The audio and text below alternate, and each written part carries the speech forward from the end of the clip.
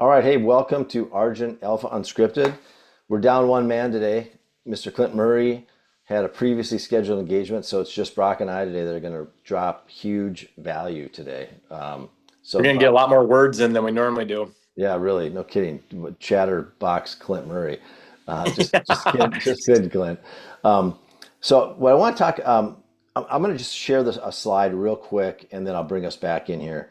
Um, I want to talk about this model that we've been working on called, right now we're just calling it the AAA framework. And we call this podcast unscripted because we're going live. We're learning in public with a lot of these things. There's proven stuff that is refined and works and is just proven and in place. But we're always looking for other tools to help people. And so this one, the AAA framework, which is awareness, agency, and action, I want to talk about today. And before I get into it, I mean, this whole thing fell out of, um, Brock and I both have the opportunity to work with, I just work with men. Brock works with men and women. Brock works with people of all ages, but he has a lot of Argent Alpha guys, men over 50. And when we step back and look at this, and humans in general, they're biased towards action. They want to get in and take action. Most people, other people just sit there and just stuck in their brains with their thoughts. And so what we're going to recommend is there's a couple steps before taking action, and that's awareness and agency. So let's talk about awareness first. And I'm going to go in and I'm going to share the screen. Then I'm going to get Brock to chat about some of these things. So overall, this framework we talked about, there's awareness. See the stories running in your life, taking agency over them, owning your choices and reclaiming control, and then taking action. Live the life you're designed for. Now, you could argue start to take action, and then that leads to awareness. But AAA sounds pretty cool, and quadruple A just didn't quite fit. So we're gonna start with this framework. So let's dive into awareness, and we've got three bullets under here that I want to dive in and pick Brock's brain on. So the first one is this whole idea of a story audit. So what stories do you have playing in your mind about yourself? Reframing it, and then breaking the pattern. So let's talk about the stories, Brock. When you how big of a factor is this when you meet with new clients? Like, tell me something about like stories that you hear from clients, and just your thoughts on that whole idea of stories we tell ourselves. Yeah, everybody's got a story. And the thing when you talk to people, I usually talk to them when their awareness is up. They know that they need to make a change. And their story they think is like something I've never heard of or that no one else is struggling with. And it's like the details of it might be slightly different, but almost every story is the same. And people are caught in the all or nothing trap, or they just slowly drifted and drifted and don't even realize recognize who they are anymore. But it's just like it's the same story over and over. But just like that awareness piece is huge. It's just helping them know, like, one, you're not alone on this. Like, so many people, basically everyone that I talk to is there, and you're here for a reason because you're ready, you're willing, you're able for the most part. Those are three good questions to ask yourself there too. But in the awareness piece, just let me touch on one quick thing, because this is Alan Stein Jr. He worked with Kobe Bryant, Michael Jordan, some of those athletes. He's got a book called Raise Your Game, and I think he's got another one called Sustain Your Game. But he goes, awareness is the most important human characteristic that there is. Because if you're not aware, you're just floating through life. You have no idea what's going on. So like awareness is so key before you're able to take action, or throw agency in before action. So. Hmm. Yeah, and I think what we run into is the stories men tell themselves. They tend to have they're riddled with limiting beliefs. I never was an athlete, or I used to be an athlete, and those are the good old days. My wife doesn't cook this way, or I'll joke with guys. I remember as a kid, I can't remember if I had to wear husky jeans, but that was the word they used for them. I might have like drifted in and out of husky, but like those labels from when you're a kid, they tend to stick, and so people say, well, I've always been a little heavy. Um, and these limiting beliefs, that's a big part of this. One, being aware of them, and who said that? I mean, genetics. That's another one. Guys blame it on. Like, the Jay Gazinskis have always been fill in the blank. You know, slower, fatter, dumber, whatever, whatever story you've told yourself, they're all false, made up things. They may be rooted in some activity or action or experience, but that doesn't mean they're true. And so I think that's the first thing is as part of the story is um, what is the story that you're allowing to play in your mind day to day, and if it's not you being the hero, and we'll talk about roles in a little bit, you got to change the story, and that gets into we'll get to agency in a second. So let's talk about the reframing. So you've got a story in your head. It's not a positive. It's not an empowering story. What do you do to help people reframe these stories? Going back to the story you're telling yourself or reframing it, that is such a key pivot point, because you're going to head in the direction of, hey, Jay Kaczynski's has always been fat, dumb, and stupid, or whatever it is. Or, like this is, I'm the one. I'm the first one in my family that's going to switch this, or that narrative is not going to be true. I know that I have what it takes. Whatever your reframe is, like that is so important. And so, as I'm hearing people's stories, like, or and they'll talk about, what we'll go with hydration and exercise and nutrition. We walk through kind of where they are with all these things, but it's just like I'll point out, like, hey, this is what this is the story you're telling yourself. Here is a possible reframe for that, or here's what this is a place for you to be able to switch that around. But that reframe is everything. Because if that's the only chance that you have at righting the ship or turning things around, and if you don't believe in it, you can only, your willpower or behavior modification can only bring you so far. Yeah, and I think sometimes it's whatever your limiting belief is, what's the flip side of that coin? Just do what's the exact opposite of it? You know, George Costanza. yeah, just whatever your instinct is, if it leads you to failure, then by definition, doing the opposite will lead you to success. So if I like to snack at night and that's my Achilles heel, it's like I'm the kind of guy that never snacks at night because I own my choices. And again, some guys don't like when I say this, but I say sometimes you do have to fake it till you make it. You just have to tell yourself a different story, act on it, and then it'll start sinking in. That you'll deliver. You need to deliver proof points on it. So The piece I'm going to touch on real quick there is when you fake it till you make it, or you start speaking that out loud, you speak it into existence. One, because it's not just rattling around up here. You could write it down, but when you speak it, your mind learns it or hears it in a different way. So then, it takes on more of a shape when you actually do fake it till you make it or speak it into existence, because you're starting to believe that. You're starting to live that out or look for opportunities where that might exist in whatever it is, just an eating habit or being a little bit more active or whatever the case may be. yep, exactly. And so another thing, I'm just going to bring my screen back up here one more time. So once you do a story audit, you know that there's a story playing in your life, and you start becoming aware of it. Then you reframe that story from something negative or limiting to something positive and empowering. Then how do you break the pattern? And so this is getting out of that autopilot mode. Like Brock said, you speak something different to existence. You write about it. You get out and move your body.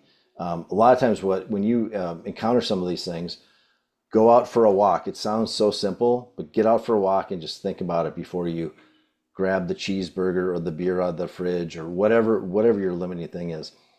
Writing about it. Literally, this is one of the biggest challenges I think men have is when I tell guys just journal about it. Like, what do you mean? Like, literally write what you're thinking. Just write it down. Like, what do you mean? Write? No, just write what you're thinking. I don't like to go into a gym. I'd rather have a root canal. Like, just write that down and then examine that and go, why is that true? Just keep asking yourself a series of nested whys. Why don't I like to go? It might come back to like, I got embarrassed in eighth grade gym class. And you go, all right, if that's like the fourth why that gets to why you don't like to go to the gym, just roll that around and go, okay, what needs to be true to make that go away? And again, but writing about it and talking about it, I think is the first step to breaking that pattern. Totally agree. I want to touch on that one quick second. So I had someone, it was like 13, 14 years ago, told me to, hey, I brought through all these things that I struggle with. He goes, just write it down. I go, or start writing on it. I go, Right. What do you mean write on it? He goes, write on it. So I go, okay. I sat down with my notepad and I didn't even know what word to put on the paper. Now, fast forward 14 years later, and I write like 1,000 words a day or more every single day. It's become such a passion and somewhat of a superpower for me, not only personally, but just the direction I'm going in my businesses. But it had to start somewhere, and it doesn't just like any habit that you take on doesn't just all of a sudden, oh, okay, I said I'm going to do it. Now it just like clicks into existence. There's some stages. You don't just go from being clean cut to having a mullet. There's some ugly phases in there, that you got to go through. Yeah, so true. So we talked about awareness, change the story, reframe it, break the pattern. Let's talk about agency and owning it. So three components and there's probably more, but these are three that are really key. You got to own it. There's a choice point. So you get to choose your response. So Viktor Frankl talks about there's a space between stimulus and response. The more you can stretch out that pause to make a choice, the better. And then this whole idea of an internal shift, I think Frankl calls it this as well. This whole idea of the external focus, what others think, the environment, circumstances, luck, genetics, versus internal things. So your attitude, your effort, your strategy, how you show up. And so a great resource on this is Jocko Willink's book, Extreme Ownership. But Brock, talk a little bit about agency and then some of these other sort of nested bullet points underneath agency and how important it is that once you take awareness or have awareness, how you have to take ownership of it. Mm-hmm. Awareness is you're somewhat coming up with a plan, right? And then agency is the preparation. Action is what then happens, before execution. So I don't know if that even made any sense, but in my mind it did. Preparation, the agency is actually like, whether that's accountability, whether it's writing it down, whether it's telling someone else about it or telling someone else about it, having them be able to keep you accountable. It's having some sort of preparation. So again, I think it comes down to writing or tracking or mapping out a plan and not just saying, I'm gonna go work out. Okay, well, when you get to the gym, if you only have, I'm going to work out, what are you going to do? You have to have a plan. You have to prepare what I'm going to do: back squats, I'm going to do pull-ups, I'm going to do push-ups, or, hey, I'm just going to start eating healthy. Okay, well, what happens if you haven't grocery shopped for any of that stuff? So like taking agency is just like declaring that one, you're aware of it and that you're going to do something about it, but then actually prepping it and planning it. And that's a phase that most people forget about. They want to go straight to taking action, but then they get there and they're staring at Cheez-Its and Triscuit crackers in their cupboard and they're trying to eat healthy. Well, you actually got to have some healthy food to eat, so that's, there's so many applications of that. The other thing I would add under agency, when you take ownership, you have to develop a curious mindset. Mm-hmm. Because when you're curious, you'll start seeking. And when you start seeking, you're going to find. And I can't tell you how many times I'll hear guys ask basic questions. And questions are great, but there's sometimes, well, how do I fill in the blank? How do I get stronger? We live in a day where you literally, right now, you pick up this and say, like for me, I'm a 60-year-old man with a bone-on-bone knee, and I want to get stronger. How do I get stronger? Literally, you could start there. And that's probably going to lead to something better than what you're currently doing. Mm-hmm. Now, we tell you that's one of the reasons we created Argent Alpha is to like take all those low-hanging, give you structure, process, proven practices, plug in. But if you're not a part of Argent Alpha, you've got to, part of taking agency is you have to have a curious problem-solving mindset and start asking yourself, what problem am I solving? Like when you start eating keto and join F45, what's the problem you're solving? And sometimes your choices that you're making don't align. They don't truly solve the problem. And so I'll use COVID, for example. What problem were we solving was standing 6 feet apart, no science behind it, wearing a mask that don't work. And they were just like, they were solutions.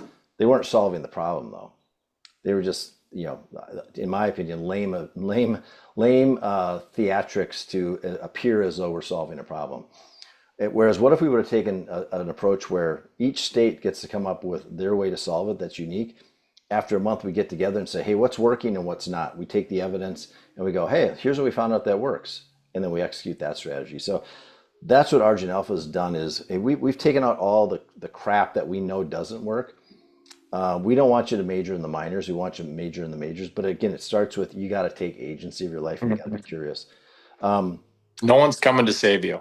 It's yeah, something we say all the time. Like if you're waiting for someone else to come like get prod you along and get you going, like it's not going to happen. You have to do that. And if you don't, it's just doesn't happen. There's not one day where just like you wake up and something's different.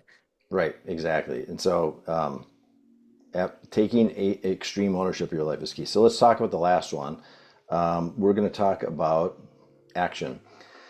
So this is the part that a lot of people who are sick and tired of being sick and tired, and they do take action before they have awareness and truly have thought through agency, which is awesome. Taking action is better than just being passive. But we're going to refine this a little bit and say there's three different ways that we think that you should consider taking action. One, this is from Tony Robbins. This is a classic, Awaken the Giant Within. I remember reading this back in I don't know if it was the early 90s at some point. But the one thing I remember from that book is this whole idea of taking massive action. Like and then bookending that with a James Clear concept. This Gary John Bishop, his book talks about it. But it's like making these small shifts. So there's this sort of bookend, like taking small, repeatable, consistent actions. That's key to consistency. But also, don't be afraid. I'm one of these guys. Like if I'm in, I'm going all in. And sure, it's messy, and you'll figure it out as you go. But now you're in the arena. And so that's another way to frame this: is get out of the stand. Well, some guys aren't even in the arena, in the stands. So walk off the street, get into the arena, then move from the spectator onto the field. Be the athlete on the field making plays. So Brock, talk a little bit about just this action piece, and I know you're a big James Clear fan too, about in terms of like taking action. So what are your thoughts on this one? I think the easiest thing, lowest hanging fruit for people is just to make that 1% consistent shift. Like as I'm framing up whatever the focus is for me and my clients, week to week is it should be something you can do 90 to 100% of the time without fail, without having to move mountains to make it happen. Like Scott's heard me say that so many times, he's probably sick of hearing it, but it's just like what a good example or what a bad example would be like, okay, I haven't worked out in 10 years, but I'm going to go to the gym every day for 1 hour, not all this week. It's like, no, you're not. You might do it for a week or sorry, a day or two, but it's like a better option would be like, hey, I'm going to go for a 15-minute walk once, Mhm. like every single day.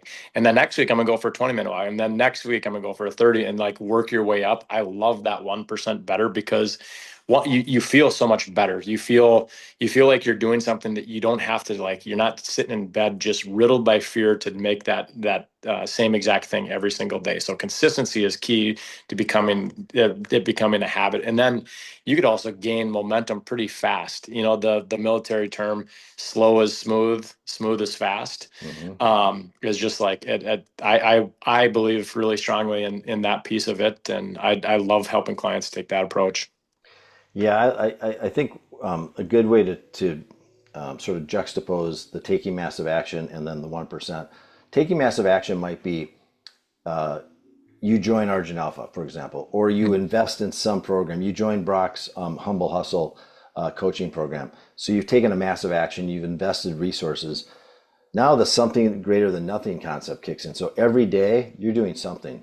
Mm-hmm. It might be, I mean, I always like to use the example of Michael Jordan was never held scoreless. I think he had two games when he was with the Wizards at the end of his career where he scored 2 points, but he still scored 2 points. So his worst day, he put something on the board. And so we use this method called the ABCD method. A is your ambitious goal or standard, B is your baseline, and C is your conservative, and D is did not do. As long as you avoid D and you hit A, B, or C, ambitious, baseline, or conservative, you're winning. And Mm-hmm. again, what we've seen guys who make progress, they're not hitting A's, ambitious goals, every single day. If I had to put math to it, 20% of the time they're hitting an A, probably 60% of the time they're in that B range, and then the other 20% they're probably hitting in the conservative range. But so Mm-hmm. it's weighted towards B and C effort, and that drives transformation. Now, if you can over-index into A's, awesome. That's just going to accelerate things, but it's not necessary. To your point about committing to something you're just not going to sustain. But you periodically want bouts of intensity. You want something Totally. ambitious. We do these, one really hard workout a day as we were training for a live event that we had last month. And you wouldn't do those every day. There's no way you'd burn out. But once a week, you're putting it all out on the field. So hmm Being that Clint's not here, I feel like I got to speak for him once. He's really big on making a decision, deciding. That's your massive action. That's the join Argent Alpha, Humble Hustle, to join a gym. What is the thing that's just like such a jostle to the system where this was the biggest decision, massive action. And then from there, like I love the tandem of those two. Well, yeah, how do I stay here? How do I keep getting that 1% better? 1% over, even a short period of time is a massive change yeah, day to day. yeah. And Clint. Speaking of Clint, Clint's a great. You need a guy like Clint in your life. So that as you're talking to him about your plans and your execution, you need someone who's not going to bullshit you and just play it back to you and say something like, you know what I just heard? Yeah, he's going to call out any sort of like limiting belief or excuse or rationalization or justification. We all need somebody to play that back to us. And that gets you back into realizing you do have agency, and then that powers the action. And so hmm that's what's great about this framework is we need constant awareness, agency, and taking action. They all three work really well together. And the last thing about action, and I'm just going to share this because I think this is something that I think a lot of guys do, maybe, maybe not, I don't know, but this whole idea is serve to center. So when you've got a strong purpose in your life and you feel stuck or lost and shifting your focus out to helping someone else, it's a hmm great way to get yourself unstuck. So if you're stuck with whatever it is, just go out and help somebody with something. And I think when you come back and you'll find that you have helped yourself get unstuck. There's something about getting out of your head. You're not the center of the universe. All of our problems probably are pretty small, and you realize that when you go help someone else. I think it's your staying power too, Scott, is getting out of just what do I get for just me? It's being able to help somebody else. I mean, you ask someone what their why is, or where they view their future self, and it might start by getting themselves going, but it almost across the board is so that you can help serve somebody else or help other people, or just be that leader in your family or circle or whatever. Yeah, and what's interesting too, we see this all the time in our community. When you're stuck and you post about it or share it on a Zoom call or you're out on a walk with a buddy, they're going to probably act as a guide and they'll serve you. But they can't serve you if you don't share your problem with them or your challenge or where you're stuck. So there's this sort of circular equation, this reciprocity, whatever you want to call it, that goes on. But if you stay inside your head, it's just you're going to stay stuck in your head. So Mhm. our friend Ken Packard says, "Get out of your head and get on the record." It's one of the quotes I just will never forget when he said that because it's so true. Just get out of your head, get on the record. So that's it.